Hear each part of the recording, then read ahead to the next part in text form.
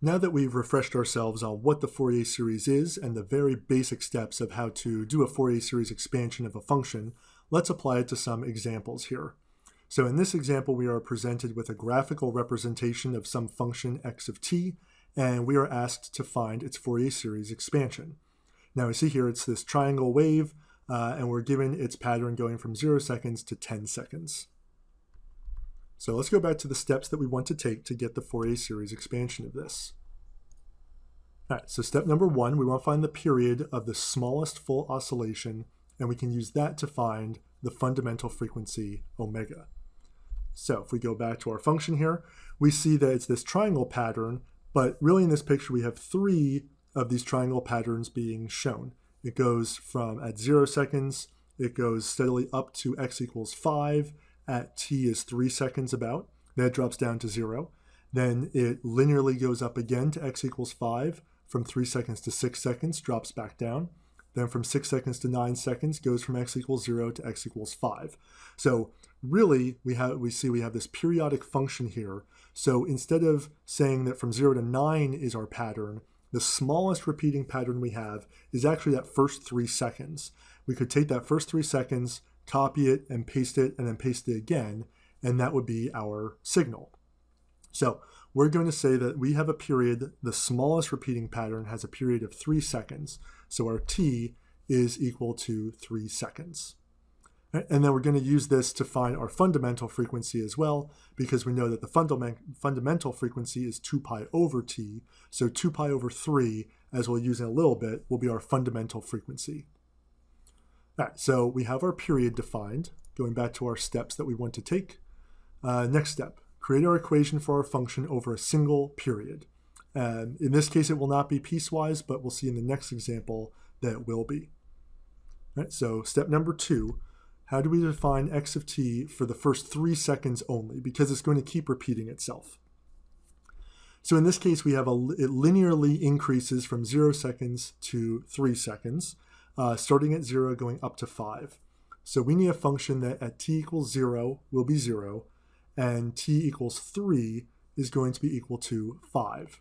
And when we see, at least visually, it appears to be linear in between there. So it's between 0 and 5, a value of 0 and 5, between 0 seconds and 3 seconds. So the way we can represent this is we can say that our x of t value for the first 3 seconds at least is going to be 5 times the time over our period. So again, we see if we put little t is 0, x of t is 0, so that works out. If we put little t is 3, we have 5 times 3 over 3 is 5, so that's correct, our x value is 5. And then it's going to be just linearly increasing in between. So our x of t definition for the first period is this 5t over capital T. And again, once we know the period, we can find the fundamental frequency, which we'll use in the next step. So the first 2 steps are done. We have found the fundamental period, in this case 3 seconds, and we have our functional definition of our function over that first period, over that first 3 seconds. We have this linearly increasing function here, 5t over big T. So let's see what our next step is going to be. All right, so step 1, step 2 done. Now we can calculate our a naught term is the next place that we should go. And we'll see when we get to that, we'll see that general equation again. All right, so we have our x of t copied down here. Remember from that previous slide with our definitions, the a naught, only have the definition here that uses the period, is that 2 over capital T times the integral from 0 to t of x of t dt. So that expression is always true for any x of t over any period. So what we can do here is now put in the specifics to our problem to get that extreme right-hand side. All right, so again, big T is 3, so I put that in for that denominator and that upper limit for our integration. And our x of t we defined in the previous step to be 5t over 3, or I express as 5 times t over 3, but this will be a little bit easier expressing it this way to work with. So all we need to do is complete that integration step, which I'll do here in a little bit more detail. All right, so we see here we need to integrate 5t over 3 from 0 to 3, from t equals 0 to t equals 3. So one thing we can do to just make our lives a little bit easier is we can pull out that 5/3 because it's a constant. We can pull it outside of the integral. Right, so that I have 2 times 5 is 10, I have 3 times 3 is 9, outside the integral. Inside the integral, I'm just left with t. And now the integral of t from 0 to 3 dt, that's really easy to take. It's just a polynomial, it's just power rule. So I can find the antiderivative of t. The antiderivative of t is going to be t squared over 2. So that's what I have on the extreme right here is the antiderivative of t dt is t squared over 2. And then I can find that the bounds. I can evaluate it at the upper bound of t equals 3 and then subtract the lower bound when t is 0. So if we go through that, we're going to get at the upper bound, 3 squared over 2 is going to be 9 over 2. And we're going to subtract from that 0 squared is 0 over 2. So the inside here, when we evaluate it at the upper bound minus the lower bound, is 9 over 2. And we have on the outside that 10 over 9. So 10 over 9 times 9 over 2. The 9s are going to cancel. We're left with 10 over 2, which is just going to be equal to 5. So a naught is going to be 5. That constant term, the a naught, we should be getting just a numerical value. It should not, there's no n's involved in this step. So we just get a constant of 5. We're going to put that aside for now. We're going to use it in the next step when we start to assemble, or in 2 steps when we start to assemble our entire function. So now we have our a naught term. We can move on and go back to the sequence of steps we want to take. Step 3 is now done. Now we can go to step 4. Calculate our formula for the a naught terms and the b naught, the an terms and the bn terms, which we'll do next. I'll start with the an, and that's going to be a similar process for finding the bn terms. Okay, so back to that x of t. You'll notice I have pasted in the upper right corner. This is just an integration, something from an integration table, and we'll see why I've pasted it here in a moment. So let's calculate all of our a sub n terms now. So again, from the slide with our equations to figure out an and bn, I've just copied down here the definition again that uses the period. So 2 over t times the integral 0 to t of x of t times, for an, times the cosine of n omega t dt. And then I'm going to fill in the things that we know already for the problem. So again, I know the value of t, so that's just going to be 3. I know my x of t from step number 2. And I know my value of omega, that fundamental frequency, because that's my 2 pi over t. So in the extreme right now, I have put in some details about what I know, and now I want to expand out this integral. We're going to see it does have, it most likely will have an n term in it. We're going to see what it turns out to be. But typically, expanding out this integral for the an and bn step is going to be trickier than expanding it out for the a naught step, because it's our function times a cosine, and then we'll see for b, it's our function times a sine. So there's some things we're going to be able to do. So that 5/3, once again, I'll be able to take outside the integral, make life a little bit easier. So I'll have a 10/9 on the outside, but then on the inside, I am going to be left with this t cosine of n 2 pi over 3 times t dt. So let me just show you the steps we're going to take here. All right, so in the middle here, I've taken out the 5/3. That's basically all I've done. So how do I go from that middle step to the right-hand side? This is where the integral table comes in handy, because if we look at what's inside the integral, I have a t term times a cosine of t term. So I have a function of t times another function of t. Now when we're differentiating, we can use power rule, and we would do the rules for that. So the first term times the derivative of the second, plus the second term times the derivative of the first. But that's for differentiating. That's not for integrating. For integrating, it's tougher. We have to use some more tricks to do integration typically if it's not something simple that uses a power rule or is simply a single trig function. We might have to use something like a u substitution, or in this case, when we have a function of t times another function of t, we can use integration by parts. Is sometimes helpful when we have a function of our t, in this case, times another function of t. So the integration by parts will work fine, or we can go back to the integral table that was in your calc book, that was in your differential equations book that you probably rarely used, or you can go to just an integral table. And we can take a little bit of a shortcut here because we don't want to have to go through all the work to do an integration by parts by hand. So if we go up to that table, we see that the second entry, the x cosine ax dx, that looks like the function we have in our middle term. So that is in this form where we have our, in this case it's t rather than x, but the same idea, times a cosine of a, which is going to be 2 pi over 3 for our purposes, times a t. So what the integral table tells us is how do we expand this? So we're going to go from here and we're going to expand it using this rule here. That's how we find the antiderivative of this integral. So that's what I'm doing in this step. That 10 over 9 is going to stick along for the ride. And then I am going to do this expansion.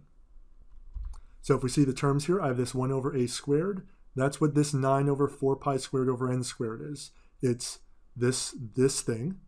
This is my a, 2 pi n over 3.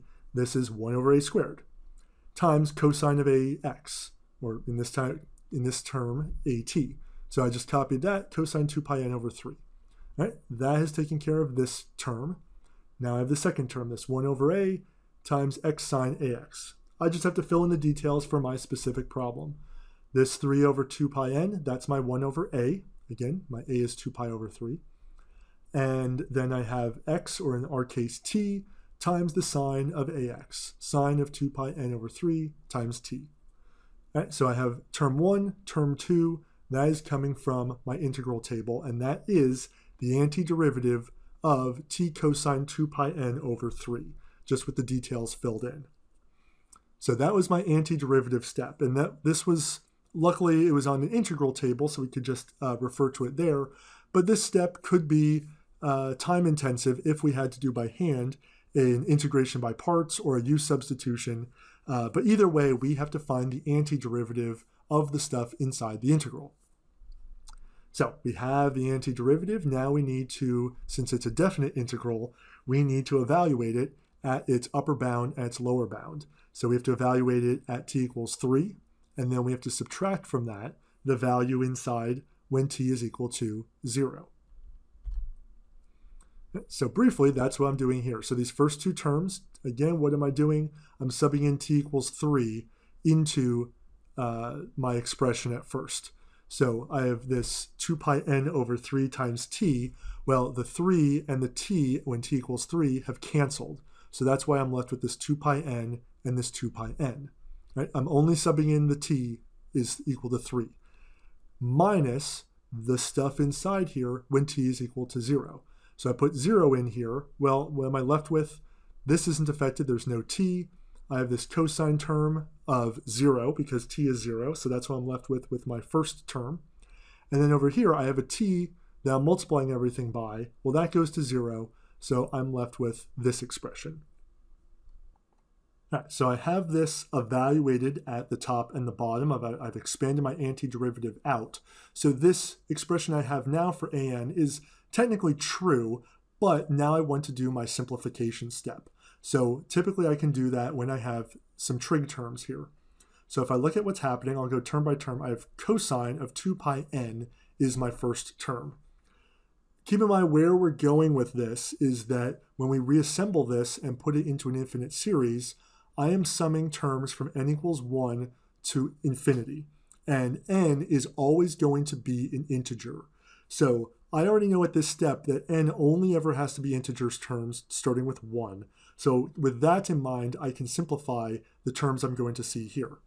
All right, so looking at the cosine of 2 pi n, well, what happens to that? When n equals 1, I have cosine of 2 pi. When n equals 2, I have the cosine of 4 pi. N is 3 is 6 pi, etc. So this cosine term, it's going to be cosine of 2 pi, 4 pi, 6 pi. Well, what do I know about the cosine? Well, it's periodic. It repeats every 2 pi. So I know that like the cosine of 0 is 1. Well, I don't have 0 in this case. Then I have the cosine of 2 pi when n equals 1. Well, that's also 1. The cosine of 4 pi, well, that's just another period of it. In this case, for every integer value of n, I have the cosine of 2 pi, 4 pi, 6 pi, 8 pi. Well, that's always 1. For any integer value of n, that's 1. So that's the first simplification I can make, is I don't need to write as 2 pi, cosine of 2 pi n. For any n value that's an integer, that's just 1. Moving on here, sine of 2 pi n. Right, so same logic here. When n is 1, it's the sine of 2 pi, then the sine of 4 pi, then the sine of 6 pi. Well, I know that, again, sine is periodic. The sine of 2 pi, 4 pi, 6 pi is the same as the sine of 0. And we know that, again, for any integer value of n, that's going to always be 0. So this second term is actually just going to drop out because it's always being multiplied by a 0. Coming over here, cosine of 0, well, these are easier. That's just a number, that's just 1. Over here, well, I'm already multiplying by 0, but I can put another 0 in here. So these, in this case, these trig terms all were able to be simplified, well, into really just 1s and 0s, which makes our life a little bit easier. So now I can rewrite this an in a more simplified way. Right, so I'm left with this 1 over a squared term times 1. The second term went away, minus this 1 over a squared term times 1. And then the fourth term went away. So if we see what we have left inside the brackets, it's actually 9 over 4 pi squared n squared minus 9 over 4 pi squared n squared. Well, that's just 0. The stuff inside the brackets is all 0. And I'm left with just 0. So this is a case where actually the an term, all of them, are going to just be 0. So this means that I'm actually not going to have any cosine terms in my final result, in my final expansion. I would say this is an atypical result, but it's certainly possible that we have one of our coefficients, the a's or the b's, being 0. So this is a case where our a's are 0. So we can put this aside. We know our a naught, we know our an are all 0. So now we can actually move on and we can look at our bn terms.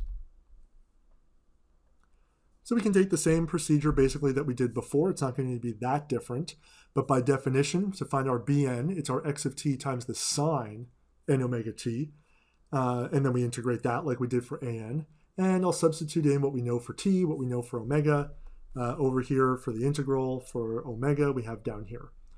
Okay, now, similar as before, I am going to simplify my integral a little bit before I actually find its antiderivative.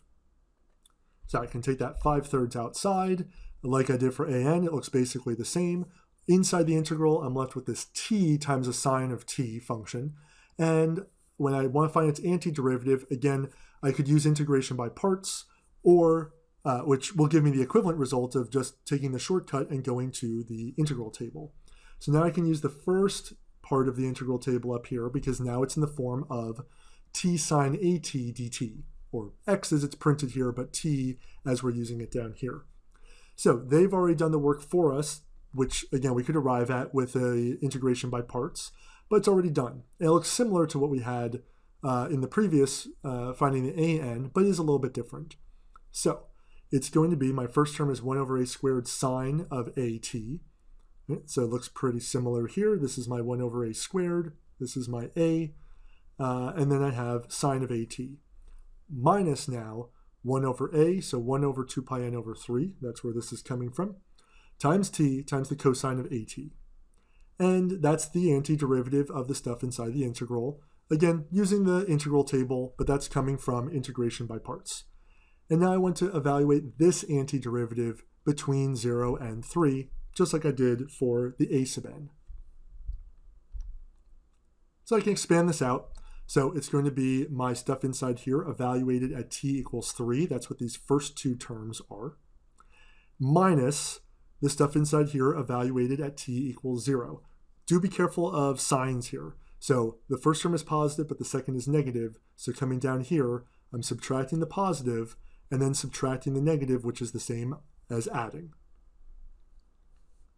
So I have this long form version of the expansion, but once again, I can come in here and use some simplification rules like I did before. Actually, these are all ones we saw for an. So the sine of any integer multiple of 2 pi was always going to be 0. And the cosine of any integer multiple of 2 pi was always going to give us 1. The sine of 0 is just the number 0, and the cosine of 0 is just 1. So we're going to have some simplification here beyond what we had in the previous one. All right, so the first term indeed will go to 0 because everything's being multiplied by 0. We will have a non-zero second term. The third term, well, that will go to 0 because we're multiplying by 0. And the fourth term also will go to 0 in this case because we're multiplying by 0. So actually all we're left with is that second term inside. And that 3 I can just multiply through. Right, so the stuff on the inside is just this negative 9 over 2 pi n. And then I'm left with the outside is the 10/9. The 9s are going to cancel. The 10 and the 2 are going to reduce. So what am I left with here? My bn is going to be negative 5 over pi n is the most simplified form that I can have here. So notice in this case, in the bn term, it is a function of n. As n increases, that coefficient value of b is going to decrease because it's going to be, for n equals 1, negative 5 over pi. Then negative 5 over 2 pi, over 3 pi, over 4 pi. So that coefficient is going to start to get smaller as my n terms increase. And we'll see how that's reflected when we put it all together on the next slide. But now at this step, we have our a0, our an, and our bn term. So looking at the steps, we are now done with step 4. So the last piece of this is we want to assemble the terms we just found, that all these coefficients, and put them all together in our Fourier series expansion. All right, so we see the long form version of this, or the generic version of this over here. Now we can fill in those details. We know the a0, the ans, and the bns. So now we can just plug them in. All right, so remember our a0 was 5, so that's where this 5 over 2 is coming from. I've already simplified this a little bit because when we found our an terms, they were actually always 0 for every value of a. For every value of n, it was 0, so I don't even have a cosine term down here. Plus, this bn, well, we found that in that previous slide was this negative 5 over pi over n, times, now we have to put back in the sine of n omega t term. Again, omega, that fundamental frequency we know is 2 pi over 3, so I can put that into here.